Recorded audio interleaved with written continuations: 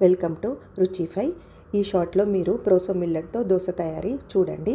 దీనికి 2 కప్పుల proso millet, 3/4 cup మినప్పప్పు, 2 స్పూన్ల శనగపప్పు, 1 స్పూన్ మెంతులని ఒక బౌల్లోకి తీసుకొని బాగా కడిగి వాష్ చేసుకుని 8 గంటల పాటు నానబెట్టుకొని 8 గంటల తర్వాత మిక్సీలో కానీ గ్రైండర్లో కానీ వేసుకొని మెత్తగా రుబ్బుకొని ఓవర్ నైట్ ఫర్మెంటేషన్కి పెట్టండి.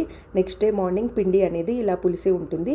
దీంట్లో తగినంత సాల్ట్ యాడ్ చేసుకొని దోశ పెనం పైన దోశలా వేసుకొని తగినంత ఆయిల్ వేస్తూ 2 వైపులా ఎర్రగా కాల్చి తీసుకోండి. ఫుల్ వీడియో అనేది మన ఛానల్లో అప్లోడ్ అయి ఉంది, ఒకసారి వెళ్ళి చూడండి. ఈ రెసిపీ మీకు నచ్చినట్లయితే ఒక లైక్ ఇవ్వండి. ఇలాంటి రెసిపీస్ మన ఛానల్లో చాలా ఉన్నాయి, ఒకసారి వెళ్ళి చూడండి.